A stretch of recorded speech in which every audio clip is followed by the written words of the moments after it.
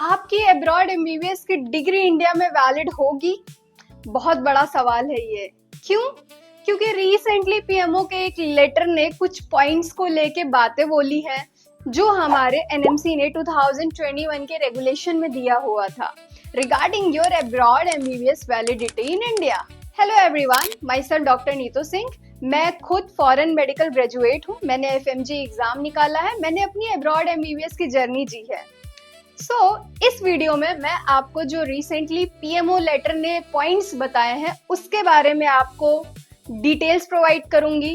And जो भी ये 2021 में एनएमसी ने रेगुलेशन दिया था उसका क्या मतलब था, क्या वो फॉलो हो रहा है, नहीं हो रहा है, हमें किन पॉइंट्स को ध्यान देके एडमिशन कराना चाहिए अब्रॉड में, किन कंट्रीज को इग्नोर करना चाहिए एंड किन कंट्रीज को हम प्रायोरिटी अपने हिसाब से रख सकते हैं, ये सारी इंफॉर्मेशन आपको इसी वीडियो में मिलने वाली है। सो प्लीज मेरे चैनल को सब्सक्राइब करना ना भूले and don't forget to like, share and comment. So let's get started. सबसे ज्यादा जो अभी कंट्रोवर्सी में कंट्री चल रही है वो है रशिया। जी हाँ, रशिया में बहुत सारे ऐसे मेडिकल यूनिवर्सिटी है जहाँ पे करेंटली इंडियन स्टूडेंट्स हमारे पढ़ रहे हैं। बहुत सारे पढ़ के आ चुके हैं जैसे कि मैं। तो लोग उसके लिए ये बोल रहे हैं कि वहाँ की डिग्री वैलिड नहीं है क्योंकि वहाँ पे हमें इंटर्नशिप नहीं मिल रही है सेपरेट। ये पॉइंट रेज करके लोगों ने इस चीज को काफी ज्यादा कंट्रोवर्शियल वे में प्रेजेंट किया है। तो पहली चीज मैं आपको ये बता देना चाहती हूँ कि अगर वहाँ की डिग्री वैलिड नहीं होती तो एनएमसी अपना रिकॉग्नाइजेशन कब का हटा चुका होता। जैसे हमारे इंडिया की यूनिवर्सिटीज होती हैं, जो भी गवर्नमेंट है, प्राइवेट है, हर यूनिवर्सिटी के एनएमसी रिकॉग्नाइज्ड होती हैं तो वहां पे मेडिकल एजुकेशन चल रहा है। वैसे ही हमारे अब्रॉड की भी एनएमसी रिकॉग्नाइज्ड यूनिवर्सिटी है तो ही वहां पे एजुकेशन चल रहा है। हमारे इंडियन एम्बेसी भी वहां पे है। अगर वहां की डिग्री वैलिड नहीं होती तो एनएमसी अपना रिकॉग्नाइजेशन कब का हटा चुका होता। आप लोग ये पॉइंट क्यों नहीं सोच रहे हो? एनएमसी रिकॉग्नाइज्ड यूनिवर्सिटी है रशिया में, तभी वहां पे इंडियन स्टूडेंट्स जा रहे हैं। तो ये जो भी इस पॉइंट का मुद्दा बना रहा है, वो जो भी उसका रीजन है, अपने फायदे के लिए कर रहा है, व्यूज के लिए कर रहा है, आई डोंट नो, जो भी उसका रीजन है, बट रशिया में एनएमसी रिकॉग्नाइज्ड यूनिवर्सिटी है। ये पॉइंट आप लोग क्लियर कर लीजिए। तो क्या रशिया में सेपरेट इंटर्नशिप अवेलेबल है? सी, मोस्ट ऑफ द यूनिवर्सिटी जो वहां पे है, approx 80 to 90% of the universities जो है, जो कि एनएमसी रिकॉग्नाइज्ड है, वहां पे आपका जो कॉलेज है उसका खुद का ही हॉस्पिटल होता है एंड वहीं पे प्रैक्टिस होती है। हाँ, उनके बहुत सारे हॉस्पिटल के साथ टाई अप्स होता है जहां पे आप first year, second year, third year में जाके प्रैक्टिस करते हैं सीखने के लिए। बट जो आपका फाइनल ईयर होता है वो कंप्लीटली क्लिनिकल होता है। आप कॉन्टिन्यूअस हॉस्पिटल में ही रहते हैं। वो उनका पैटर्न है कि वहाँ हॉस्पिटल में ही वो एक साइकिल्स की तरह चीजें करते हैं। फॉर एग्जाम्पल, जैसे कि अगर मैं मेडिसिन सब्जेक्ट की बात करूं तो मेडिसिन में जैसे कार्डियोलॉजी होता है, पल्मोलॉजी होता है, रूमेटोलॉजी होता है, तो इस तरीके के सेक्शंस हैं।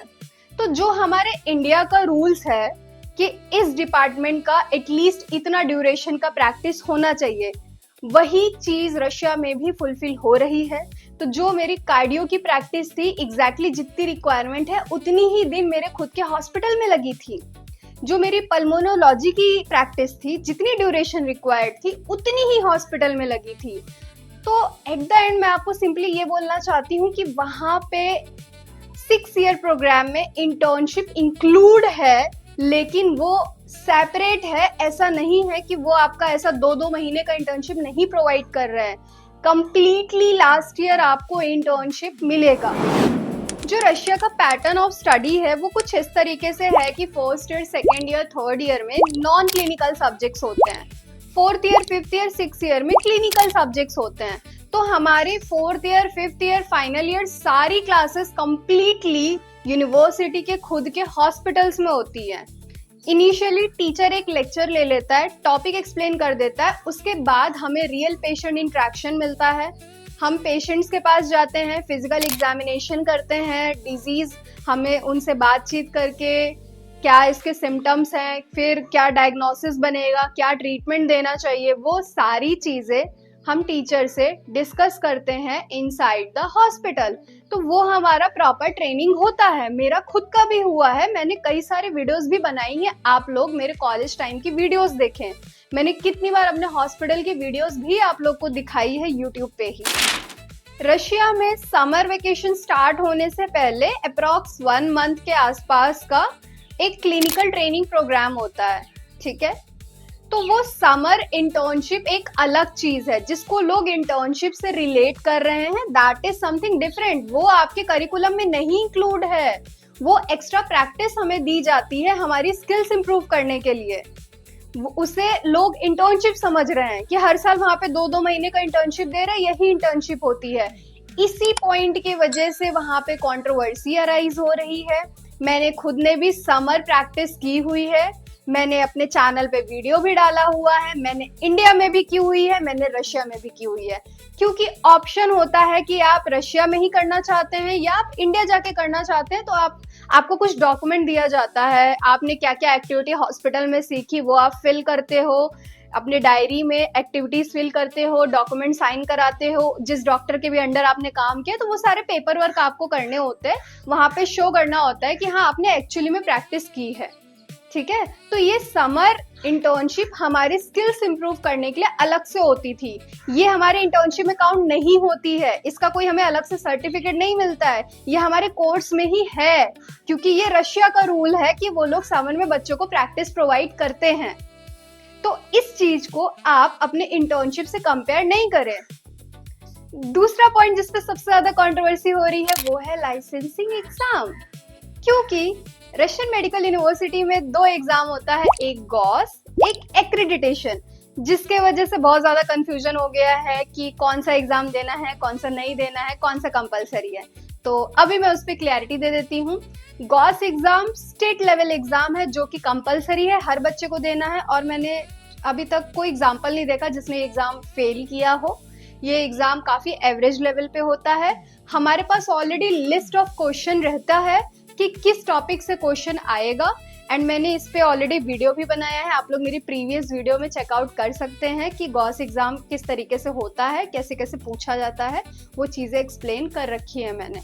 बिल्कुल भी टिपिकल नहीं है, इजिली आप लोग कर सकते हो अगर आपने क्लासेस करी है, थोड़ा बहुत भी आपको बेसिक नॉलेज हो। दूसरा है एक्रेडिटेशन एग्जाम। तो क्या ये एग्जाम हमें देना है? यस, बिल्कुल देना है। जो 2021 का न्यू रेगुलेशन आया हुआ है उसके हिसाब से हमें कंट्री का लाइसेंसिंग एग्जाम देना है, जो कि एक्रेडिटेशन एग्जाम है।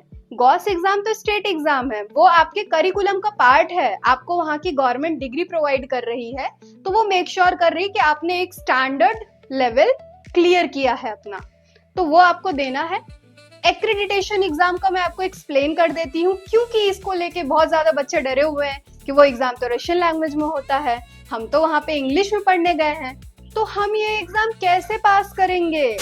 एक्रेडिटेशन एग्जाम 3 स्टेप में होता है। स्टेप नंबर 1 में आपको कंप्यूटर बेस्ड टेस्ट देना है, जो कि एमसीक्यू रहेगा, और इसके जो भी लिस्ट ऑफ क्वेश्चंस है वो ऑलरेडी आपको पहले ही मिल जाएगा, तो इसको पास करने में दिक्कत नहीं आती है, बच्चे स्कोर ले आते हैं अच्छा। उसके बाद स्टेप नंबर 2 जो होता है वो आपका रियल पेशेंट इंटरेक्शन होता है। पेशेंट्स रहते हैं, आप वहां पे जाओगे, पेशेंट से उनसे बातचीत करके उनके सिम्टम्स पूछ के अपना एक डायग्नोसिस बनाओगे कि आपको क्या लग रहा है, इस पेशेंट को क्या दिक्कत है, और आप अगर डॉक्टर की जगह होते तो आप इसे कैसे ट्रीट करते। तो सिंपली जैसे हम इंडिया में पेशेंट इंटरेक्शन करते हैं वही चीज वहां पे पूछी जाएगी, एंड इसमें आपको मुश्किल नहीं आएगी। क्यों? क्योंकि ये चीज आप ऑलरेडी अपने करिकुलम के दौरान कर चुके होंगे, कुछ नया नहीं पूछा जाएगा। जो चीज आपको ऑलरेडी पहले ही हॉस्पिटल में पेशेंट दिखा के प्रैक्टिस कराई गई है वही चीजें आपसे पूछी जाती है, कुछ नया नहीं पूछा जाएगा कि आप बता ना पाओ। एंड अब लैंग्वेज का कंसर्न होगा कि हमें तो रशियन ही नहीं आती, हम कैसे करेंगे।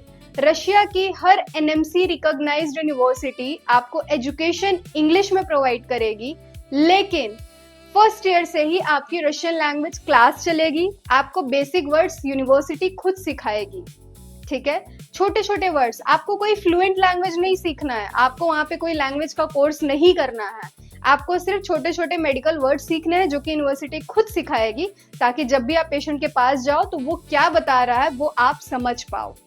एंड रशियन लैंग्वेज के वजह से आप एग्जाम फेल नहीं होगे, क्योंकि सबसे पहली बात, वहाँ के पेशेंट्स बहुत ही कोऑपरेटिव हैं, बहुत फ्रेंडली नेचर के होते हैं। अगर आपको कोई चीज नहीं भी समझ में आएगी ना, आप दोबारा उनसे पोलाइटली पूछोगे, वो दोबारा बताएंगे। 4 बार पूछोगे, वो 4 बार बताएंगे। मेरा खुद का एक्सपीरियंस रहा है। मेरी रशियन उतनी अच्छी नहीं थी, तो मुझे थोड़ा सा समझने में, प्रोसेस करने में टाइम लगता था। तो अगर मैं उनसे दोबारा या तीसरी बार भी पूछती थी कि आप क्या बोलना चाह रहे हो, सॉरी मुझे समझ में नहीं आया, वो वापस से रिपीट करके बताते भी थे।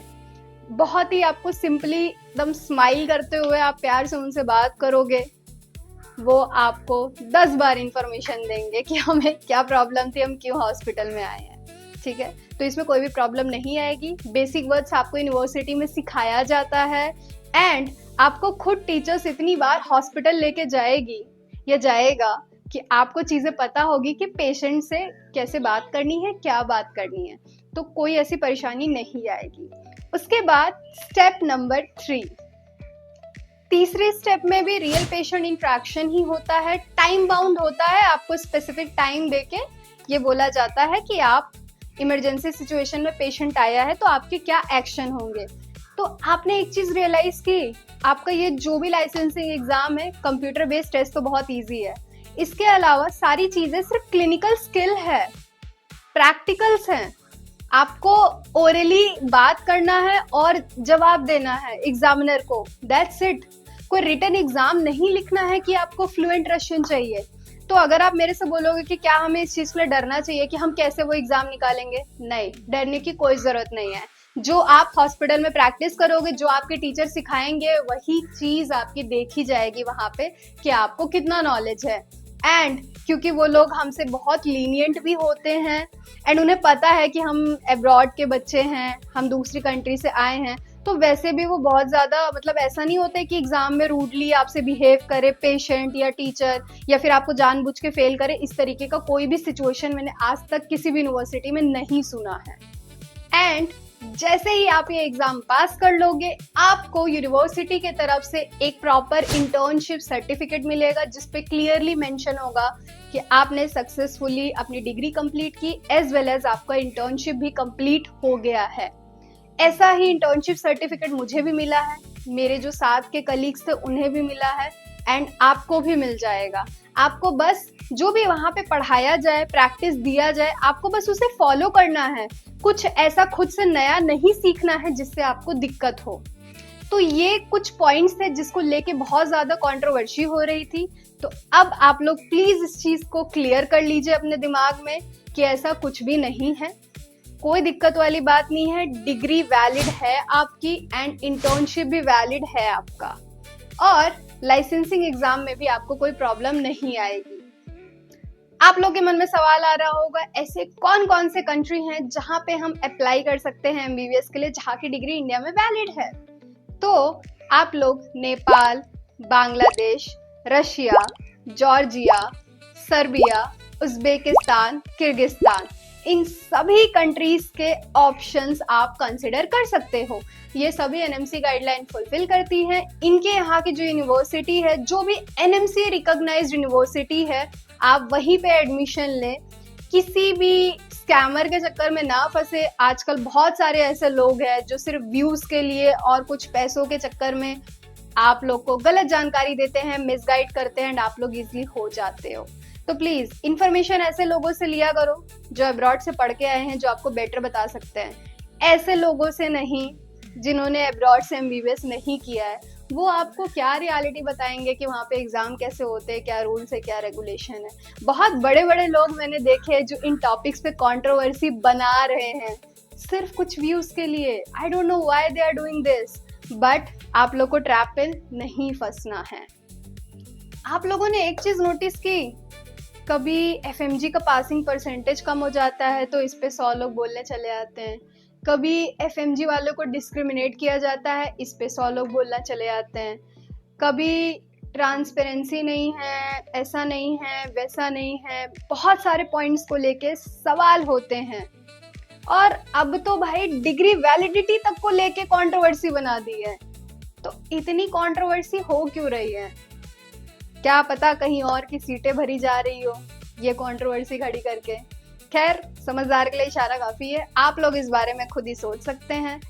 एंड ये आपका डिसीजन होना चाहिए, आपको क्या करना है। अगर आपको अब्रॉड जाना है तो आप एनएमसी रिकॉग्नाइज्ड यूनिवर्सिटी में जाएंगे, कोई दिक्कत नहीं होगी। आप लोग अपने हिसाब से यूनिवर्सिटी चूज करें। एंड इन केस अगर आपको अब्रॉड एमबीबीएस को लेके कोई भी क्वेरी है, आपके बजट में कौन सा कंट्री अच्छा है, किस कंट्री की किस यूनिवर्सिटी में किस हिसाब का एजुकेशन सिस्टम है, ये सारी चीज़ों में मैं आपकी हेल्प कर सकती हूँ। ये मेरा व्हाट्सएप नंबर है जहाँ पे मैं अब्रॉड एमबीबीएस के लिए बच्चों को गाइड करती हूँ, तो आप लोग मुझे कांटेक्ट कर सकते हैं।